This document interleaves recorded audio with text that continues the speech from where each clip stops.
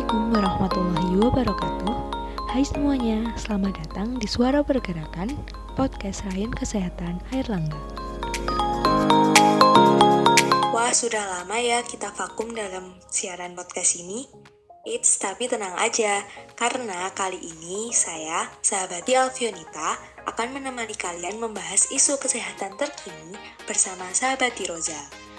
Sebelumnya, yuk kita kenalan dulu dengan sahabati Roza. Assalamualaikum sahabati Roza. Waalaikumsalam warahmatullahi wabarakatuh, sahabat Tivio. Halo semuanya para pendengar, kenalin aku sahabat Roza dari Ryan Kesehatan Airlangga. Ya, terima kasih sahabat Roza sudah mau meluangkan waktu untuk menyapa pendengar podcast Kesehatan Airlangga. Seperti yang saya sebutkan sebelumnya, tema kali ini adalah kesehatan dengan judul Jauhi Virusnya, Rangkul Orangnya. Tahu nggak sih hari ini hari apa? Jadi, hari ini merupakan hari AIDS sedunia yang diperingati setiap tanggal 1 Desember. Hari AIDS sendiri telah diperingati sejak tahun 1988 yang dicetuskan oleh James Webben dan Thomas Netter, pegawai WHO di Swiss. Namun, apakah sahabat Roza mengenal apa bedanya HIV dan AIDS? Lalu, apakah sahabat dan sahabati pendengar tahu mengenai fakta AIDS di Indonesia? Tunggu dulu, sebelum kita membahas lebih jauh, yuk kita tebak beberapa mitos dan fakta berikut. Wah, sepertinya seru nih. Pastinya, sahabat dan sahabati pendengar juga boleh ikut menebak ya. Soal pertama, apakah termasuk fakta bahwa HIV dan AIDS adalah penyakit yang sama? Mitos? Wah, benar.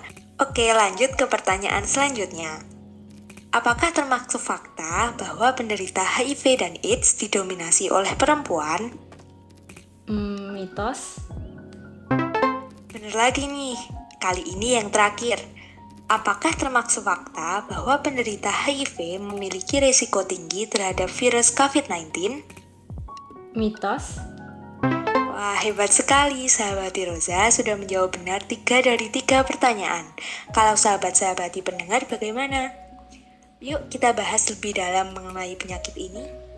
Sebenarnya apa sih sahabat Roza perbedaan dari HIV dan AIDS itu? Ya, oke. HIV atau Human Immunodeficiency Virus adalah virus yang menyerang sistem kekebalan tubuh yang selanjutnya akan melemahkan kemampuan tubuh dalam melawan infeksi dan penyakit. Sedangkan AIDS atau Acquired Immune Deficiency Syndrome adalah tahap akhir dari infeksi HIV yang terjadi ketika sistem kekebalan tubuh itu sudah rusak karena virus, sehingga tubuh tidak lagi memiliki kemampuan untuk melawan infeksi. Nah, virus ini dapat ditularkan melalui darah atau cairan tubuh penderita yang masuk ke dalam tubuh orang lain, seperti melalui hubungan seksual, menggunakan jarum suntik yang sama, transfusi darah dari orang yang terinfeksi, atau bahkan dari ibu kepada bayinya. Nah, jadi HIV dan AIDS ini berbeda ya sahabat-sahabati. HIV itu adalah virusnya, AIDS adalah tahap akhir dari infeksi virusnya. Oh, jadi begitu ya. Pasien HIV maupun AIDS sering disebut sebagai ODHA atau orang dengan HIV AIDS. Penyakit ini belum ada obatnya loh sahabat-sahabati. Jadi penting untuk memerhatikan pemicu dan gejalanya supaya sampai tidak tertular. Ya, betul sekali sahabat Tivio. Memang sampai saat ini belum ada pengobatan yang dapat menyembuhkan penyakitnya. Namun, ada tuh jenis obat yang dapat memperlambat perkembangan virusnya. Wah, apa tuh? Jenis obat ini disebut dengan antiretroviral atau ARV. ODHA dapat meningkatkan angka harapan hidup mereka dan mereka pun dapat menjalani pola hidup yang normal dengan mengkonsumsi antiretroviral ini secara rutin. Nah, selain itu, tenaga kesehatan dan masyarakat saat ini juga sudah mulai aware dan peduli dengan keberadaan dari ODHA. Penting juga bagi kita untuk mendukung dan memberi semangat kepada ODHA yang ada di sekitar kita. Karena yang harus dilawan itu adalah virusnya, bukan orangnya ya. Setuju sekali sahabat Roza. Oh iya, apakah sahabat-sahabati tahu berapa jumlah ODHA di Indonesia? Menurut data Organization United Nations Program on HIV or AIDS atau UNAIDS, jumlah ODHA di Indonesia pada tahun 2018 mencapai 640.000 jiwa, di mana 64,52% usia dewasa adalah laki-laki. Pengidap HIV tertinggi berasal dari Jawa Timur, sedangkan pengidap AIDS tertinggi berasal dari Jawa Tengah. Nah, target 90-90-90 yang dicanangkan UNAIDS bertujuan untuk menurunkan prevalensi dari penyakit ini. Maksud dari target ini adalah 90% orang dengan HIV mengetahui status HIV-nya. 90% orang dengan HIV AIDS dapat mengakses pengobatan, dan 90% orang dengan HIV AIDS yang menjalani pengobatan akan menekan viral load dari virus ini. Nah, apabila mencapai target, maka 81% orang dengan HIV AIDS akan mendapatkan pengobatan dan 73% akan mengalami penekanan dalam penularan virusnya. Benar sekali sahabati. Tentunya kita juga harus mendukung program ini mulai dengan menjaga perilaku bersih dan sehat serta mencegah kontak seksual dengan orang asing. Seperti yang kita ketahui dalam Al-Quran, Allah sudah menjelaskan mengenai haramnya zina yang membuktikan bahwa syariat Islam sudah menjelaskan hal ini hanya membawa kepada kemudaratan. Namun apabila kita menemukan ODHA, lantas kita tidak boleh mencaci mereka. Justru kita harus mengayomi dan membantu mereka untuk meninggalkan perilaku yang salah. Ya, betul sekali sahabat Tivio. Selain itu, perlu diperhatikan juga mengenai lingkup pergaulan sehari-hari, terutama pada remaja nih, karena mereka sedang dalam masa pencarian jati diri yang mendorongnya mempunyai rasa keingintahuan yang tinggi. Namun, di sisi lain, remaja juga mengalami ketidakstabilan emosi, sehingga mudah sekali dipengaruhi oleh temannya dan mereka pun juga mengutamakan solidaritas kelompoknya. Sehingga, ada baiknya apabila orang tua selalu memperhatikan pergaulan dari anak-anaknya untuk mencegah hal yang tidak diinginkan itu terjadi. Iya, ya. Oh iya, berhubungan dengan virus, pasti sahabat-sahabatnya juga penasaran, apakah benar orang dengan HIV/AIDS itu rentan terkena virus COVID-19? Iya nih sahabati, pemicu dari kedua penyakit itu kan sama-sama virus. Namun mengapa jawaban dari kuis tadi mitos ya? Ya, memang benar. Kedua penyebab dari penyakit ini adalah virus. Namun virus pun terdiri dari berbagai macam jenis. Sedangkan COVID-19 ini berasal dari virus SARS-CoV-2.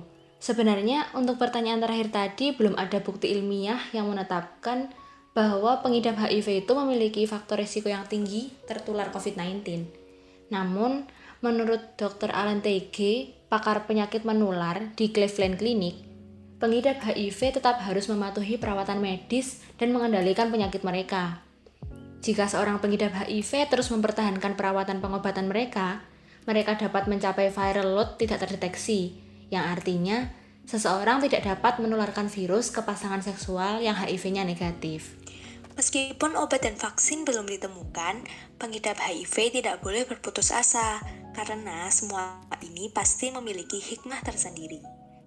Sekarang ini sudah banyak komunitas pejuang HIV/AIDS dan aktivis gerakan HIV/AIDS yang terus mensosialisasikan mengenai HIV/AIDS untuk mencegah penularan yang lebih luas. Perkembangan teknologi dan informasi juga dimanfaatkan untuk mendukung pengobatan HIV/AIDS. Apakah sahabat-sahabat tahu mengenai aplikasi SIHA dan Ampuh? Sepertinya aku pernah dengar tentang aplikasi SIHA, yaitu aplikasi Sistem Informasi HIV/AIDS dari Kementerian Kesehatan Republik Indonesia. Bentuknya seperti form sebagai pencatatan dan pelaporan HIV/AIDS dan IMS resmi. Selain itu, ada 13 modul untuk petugas kesehatan. Serta kita juga bisa mengetahui distribusi ODHA di berbagai wilayah Indonesia. Tetapi kalau aplikasi Ampuh itu yang seperti apa ya sahabati?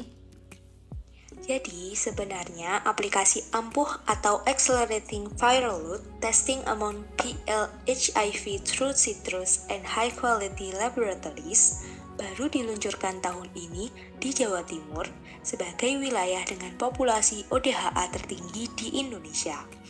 Aplikasi ini merupakan inovasi dari Yayasan KNCV Indonesia atau YKI yang mengadopsi dari aplikasi berkonsep yang sama untuk penyakit tuberkulosis. Aplikasi ini menghubungkan antara Fasiankes pengirim, kurir, dan Fasiankes rujukan yang bertujuan untuk mencapai target 90% dari program UNAIDS yang telah disebutkan sahabat Tiroza melalui pemeriksaan viral load ODHA dan deteksi dini status HIV pada bayi. RSUD Dr. Sutomo Surabaya menjadi Fasiankes rujukan untuk pengiriman spesimen. Sistem informasi untuk transport spesimen atau Citrus VL ini merupakan sistem informasi berbasis website dan mobile Android untuk monitoring status pengiriman spesimen secara real-time. Wah, berarti saat ini bukan hanya aplikasi ojek manusia aja ya, tapi ada aplikasi ojek spesimen tes dengan sistem tracking. Wah, pastinya lebih aman dan efektif untuk pemantauan serta pencatatannya. Iya, inovasinya sudah semakin berkembang loh. Berbagai perkembangan terus dilakukan dalam upaya meningkatkan deteksi dini penyakit menular, bukan hanya dalam bidang pengobatan, namun juga layanan kesehatan. Harapannya, kita semua bisa lebih sadar dan bersama-sama mencegah penularan virus penyakit. Ya, betul sekali sahabat Tivio. Dengan kita semua lebih sadar dan mau bekerja sama dalam mencegah penularan virus ini, diharapkan angka penularannya akan semakin turun dari tahun ke tahun. Dan sekali lagi, kita tidak perlu takut ataupun menghindar dari orang-orang dengan HIV/AIDS ini. Sebaiknya, kita juga tidak perlu sinis atau malah mencaci maki mereka. Bahkan seharusnya kita harus tetap mengayomi mereka, memberikan semangat, dan membantu mereka untuk tetap melakukan pola hidup yang sehat supaya mereka tetap semangat untuk menjalani kehidupannya. Karena yang harus dilawan atau dijauhi itu adalah virusnya ya, bukan orangnya. Kita juga harus sadar untuk berperilaku bersih dan sehat bukan karena adanya suatu penyakit, namun karena untuk mencegah penyakit tersebut. Seperti yang kita tahu, sakit itu mahal, namun sehat jauh lebih mahal. Maka dari itu, mari bersyukur atas semua yang telah kita dapatkan hingga hari ini. Alhamdulillahirrabbilalamin. Semoga podcast kali ini bisa memberikan informasi dan menambah kesadaran kita untuk lebih peduli terhadap sesama ya sahabat-sahabati. Terima kasih untuk sahabat Tiroza yang sudah ikut bergabung kali ini. Ya, terima kasih juga untuk sahabat Tivio karena sudah mengundang aku ke podcast kali ini. Kira-kira siapa lagi ya yang akan bergabung di podcast selanjutnya? Silahkan kirim usulan tema dan sahabati tamu yang ingin kalian dengarkan melalui email, atau Instagram, atau Line, atau Facebook, atau Twitter, atau YouTube Rayon Kesehatan. Eits, jangan lupa juga untuk follow kami supaya nggak ketinggalan info menarik lainnya. Salam sehat sahabat-sahabati. Wassalamualaikum warahmatullahi wabarakatuh. Salam pergerakan.